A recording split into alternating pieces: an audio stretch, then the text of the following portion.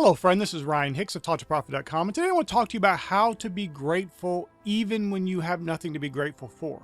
Now obviously understand that this title is not saying that there are people going around who have nothing to be grateful for. I'm just saying even if that's your argument, which is not an accurate point, because you do have something to be grateful for. If you're even alive and have the breath of life in you, that is something to be grateful for. But let's just say that that's your belief, that you don't have anything to be grateful for. Everything's just so terrible, you have nothing to be grateful for. Even though you could be grateful for the fact you have a mouth to spew forth the complaints about having nothing to be grateful for. Even though you could in turn use that mouth to speak forth life and speak forth blessing and edify and build up and empower yourself instead of speaking forth words that denigrate and demean and harm and depress you. That's something you do have. You could be grateful for that ability to speak forth words, even though you're using it against yourself.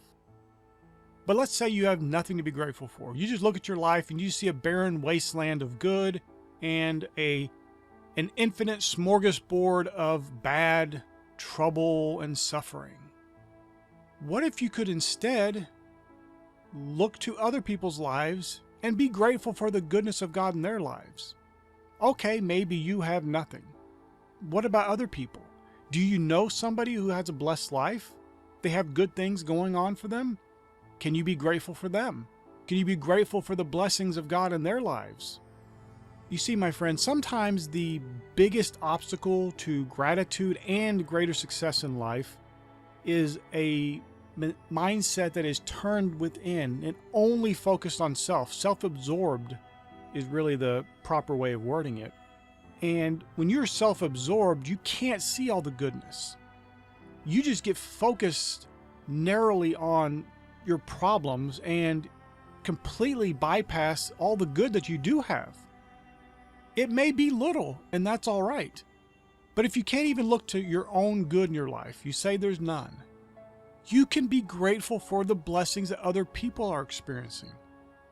And see, when you do that, you will open yourself up to receive more things to be grateful for, not just in other people's lives, but in your own life. Because gratitude is one of the keys to getting more in life, to being more in life, to doing more in life.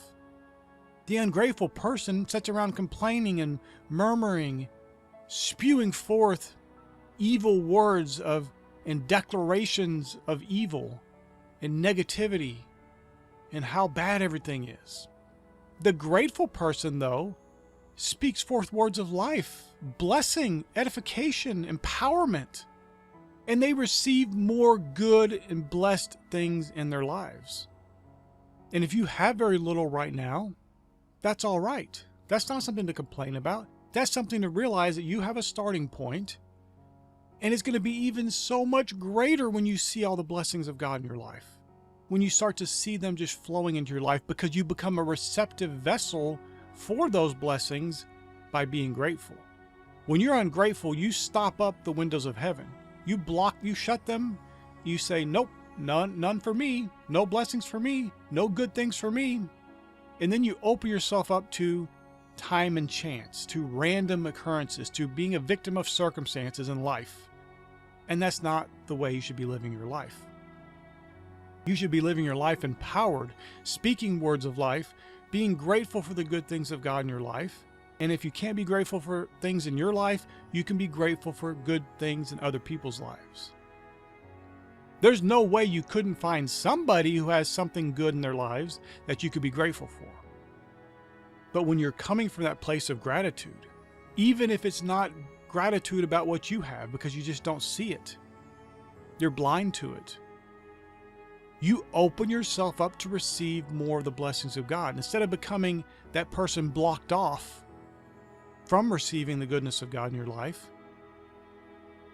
being grateful, even if it's for the blessings of God in other people's lives, and maybe more so even, because it's not being self-absorbed, it's looking without and seeing all this goodness of God flowing all over the planet. And why can't you have some of that too? And of course you can. when you operate in gratitude, when you're thinking the best, when you start speaking forth words of life. Even if you can't speak forth words that are good about your own life, you just don't see them, you could speak forth words of goodness and charity and kindness and gratefulness about other people's experiences in life, the goodness of God that they are experiencing. And you will start to reap a bigger harvest of blessings in your own life. And then, from there, you now have more things in your life to be grateful for.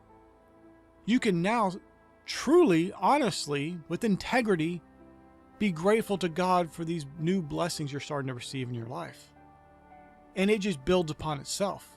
It's like that proverbial snowball going down the hill, and it gets bigger and bigger and bigger. Because gratitude is like that. You receive more and more and more. So much so that you can't even contain it all. And God's always wanting to bless you. He is blessing you, but you're not receptive to it. It'd be like somebody being given a gift, given a present, maybe given many presents, but they refuse to open any of them. That's what the ungrateful soul is doing to themselves. God's sending blessings. He's raining down upon them good things, things that are lovely and of good report. But they're choosing to focus on negative things. They're choosing to focus on problems. They may even, in their ungratitude, focus on other people's problems. So they'll watch the news and the media, and then they start talking up the negative experiences of other people. And that in itself is just like gratitude, but the opposite of it, it's like that snowball going down the hill, except it brings more bad things, even greater levels of problems, greater suffering and misery and failure. And that's not what you want. People don't do that because they want more bad things in their lives. They're ungrateful because they don't know any better. And if your life is not what you want it to be, make sure that you are incorporating gratitude in your life, and understand that we live in a time-based reality. So sometimes a little time must pass for all the fullness of the goodness and the blessings of God to be flowing in your life. Like that seed sown in the ground. It doesn't immediately create a harvest. It takes time to grow and to build, and eventually you have a harvest. So my friend, if you'll be grateful, even if it's for the goodness of God in somebody else's life, you keep every day building upon that grateful heart. You might find a few things here and there in your own life to be grateful for. And you start building upon that state of gratitude, that good, pure heart that is focused on the goodness of God. You, my friend, will start to reap more good things. You will start to experience more of God's goodness in your life. Goodness that was never cut off from you. He never was not sending that.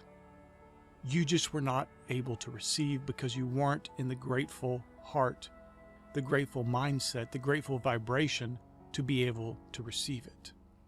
My friend, I pray this is a blessing for you. May God bless you richly.